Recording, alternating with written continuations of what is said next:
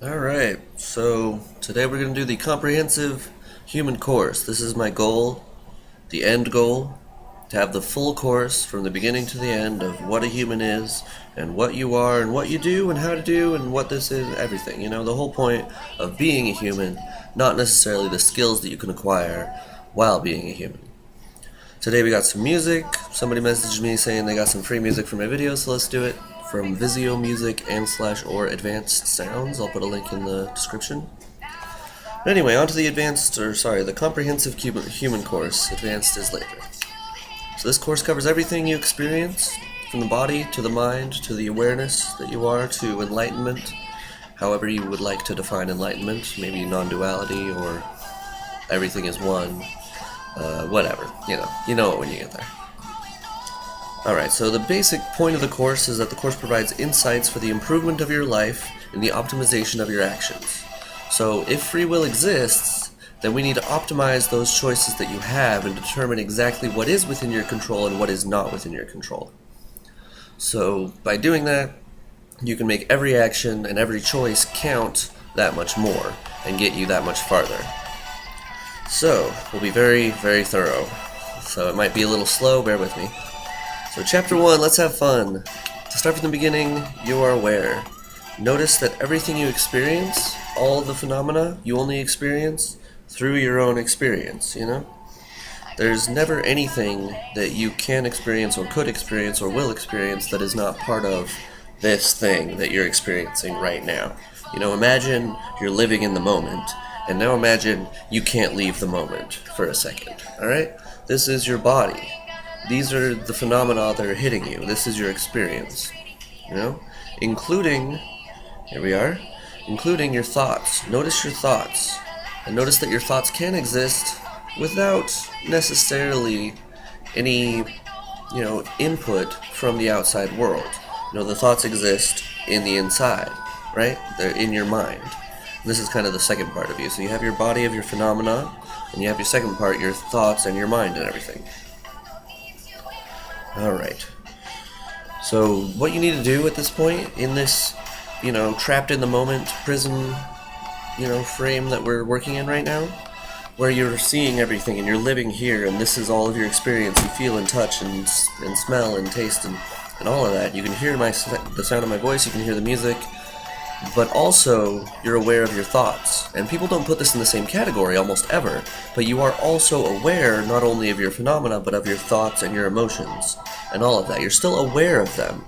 However much you want to identify with them is up to you, but you are aware of them, and so there is something there which is aware of everything, and that is the you at the beginning.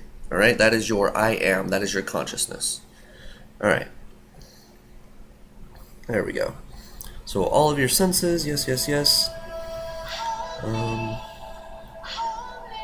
Right, so the thing that you call your body, your awareness, has a thing that it calls its body, or maybe your mind has the thing that's called its body. We can go into semantics later, but your body, you only know your body through your phenomena.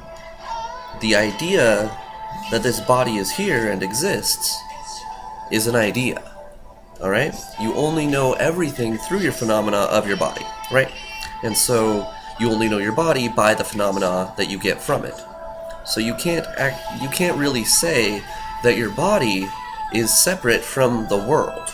Your body is the world, and you are aware of the things which come into your body through your phenomena, and your thoughts, which you could say come from your brain into your mind, which you are aware of. Something to that effect, right? And your emotions, the same idea. Alright, so the true self, the true you that sees everything in this infinite moment in time, this infinite now, that is the true you. Alright, so from here on out, I'm going to be talking to that you, to the real awareness you, which sees everything else. Alright, so now we can actually begin, now that we've defined kind of where we're starting from. So chapter 2, what do I do? Whoa. Alright, so 1, you are awareness, and what you can do as awareness is to kind of set the mood or the theme, or like the genre, or kind of like a way of being, or like a desire, or a single word. The metaphor that I like to use personally is that I think of a word that I put in my heart word, right? And for a long time I decided my heart word would be happiness. And that's perfect, you know? That'll just make you happy. It'll make everything kind of themed in that way, you know, rose-colored glasses, right? So if somebody's kind of optimistic, they already have this theme or this genre set up to be however they want to be. You know, they've decided, or maybe they're that way naturally, who knows. But you can decide how you want to react, as it were, right? You've heard the age-old quote, you can't affect what comes in, you can't affect the world, but you can affect your reaction to it. And that's what this is affecting the nature of your reactions. You're not affecting your reaction just yet, you're creating a space for your reactions to appear in. As awareness, you just have kind of a general feeling, just kind of a flow. This is what I like, this is not what I like, just kind of a general direction that you're trying to get to, you see? Now, once you've set that up, I recommend picking a word because that's easier to work with.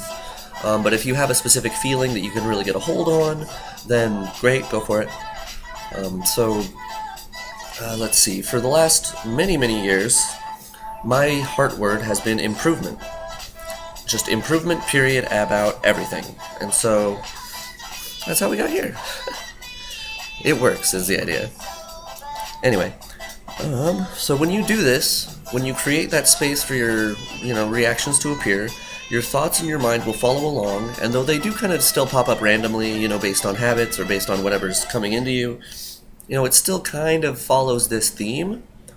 And at first, it won't exactly because you're still trying to get it into place.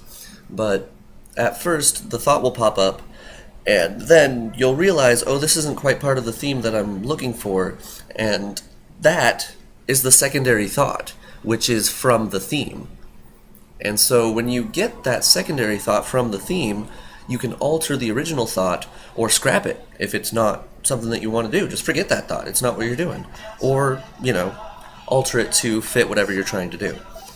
But your thoughts pop up within your space of awareness that you've created through a theme, and so then your thoughts will appear within this theme, and they'll start to slowly follow this pattern. And the more you do it, and the more you stick with a single theme, the more your thoughts will start to catch up and follow along, regularly. Alright, so this is the place, this is how you can control your thoughts. You cannot actually control your thoughts. You can actively think about something. I'm not saying you can't do that. But the thoughts that just pop up into your head when you're doing whatever, this or that, you can't really control those thoughts. But this is the way that you can, sort of. You can just kind of guide them. Alright, so you can control the conditions by which they exist. That's the idea. You're creating the space that they are created out of, from, as it were. Now, this comes into more control. You have your awareness, you have your thoughts that you can control, and then you have your body, alright? So your body kind of does whatever it wants based on its own habits. Have you ever done something by muscle memory? Have you ever been driving down the road and then realized you were 10 miles farther down the road and, didn't even notice? Yeah, that's kind of scary, right? But you can walk somewhere without telling your legs to move, right? It just goes. The body just does its own thing by its own habit. And again, I'm not saying you can't actively do something. I'm just saying that it's optional. I'm saying that your body, without your input, will just follow its own habits, talk to this person, eat that food, smoke another cigarette, your bad habits. It'll just do itself. And so, the way to actually get your body to work with you, instead of actively making sure that you're doing the right thing all the time, you set up, we'll go into part 2 next time then.